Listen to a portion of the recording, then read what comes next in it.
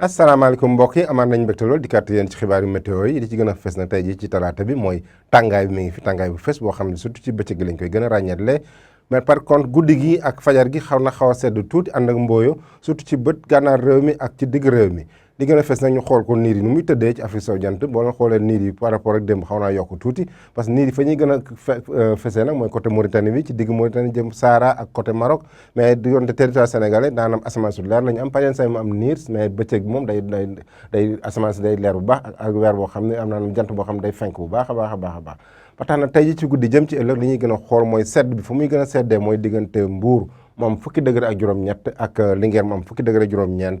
Ndakaar nu am ñaar fukki degré benn Ndakaar daanaka du sedd ci guddi gi même température bi la ñu am fële ca Ziguinchor ñaar fukki degré ñaar ñu am ko Ndar ñaar fukki degré ñu am ko Thiès bu ñu demee ba ci digg réew ñaar fukki degré benn ñaar fukki degré la ñu am ci gox-goxaan yu bëri mais bu ñu demee ba ci côté penku bi Bakel mooy jël raw gàddu bi des na am ñaar fukki degré juróom foofu mooy gën a tàng ci guddi gi ñaar fukki degré benn ñu am ko Matam ñaar fukki degré ñaar ñu am ko Tambacounda Kédougou am ñaar fukki degré ñett Kolda am fukki degré ak juróom-ñett foofu na xaw a tane tuuti ndax Sédhiou na am ñaar fukki degré bu ñu demee nag ci àllarba bi nu muy tëddee ñu xool tàngoor bi muy tëddee boo la xool asamaan su leer la ñu am daanaka ay niir du bëri parce que tàngaay bi dina fes bu baax mais Dakar daal mooy gën a yem ci tàngaay parce que na am fanweeri degré ak ñeent foofu mooy xaw a tane li ci des yëpp fanweeri degré juróom jëm kaw la ñu am parce que Mbuur na am fanweeri degré juróom-ñeent parce que dem fanweeri degré juróom-ñett la am mais xaw naa tàng tuuti boo la xoolee par rapport ak démb fanweeri degré juróom-ñett ñu am ko Thiès Ndar am même température Louga am fanweeri degré juróom-ñeent naka noonu Diourbel fanweeri degré juróom-ñett ñu am ko Fatick fanweeri degré juróom-ñeent ñu am ko fële ca Kolda bu ñu demee ba ci digg réew mi nag foofu na xaw a tàng tuuti parce que tàngaay bi raw gàddu gi ñu ngi koy am fële ca Tambacounda mu am ñeent fukki degré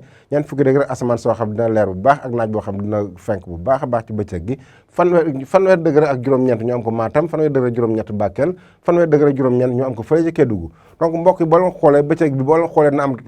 wuute tuuti ak guddi gi parce que bëccëg bi ak guddi gi da xaw a tàng tuuti ci bëccëg bi mais guddi gi na xaw a sedd tuuti ci diggu diggante Ndar ak Ndakaaru mais tàngaay mi ngi fi ba tey surtout côté bët gànnaar réew mi ak côté penku réew mi foofu nga xam pareen saa ñu am ñeent fi degré ak lu tegal donc mbokk yi loolu la ñu amoon leen ko jox tey jiit leen jox di daje ba suba ak jàmm wasalaam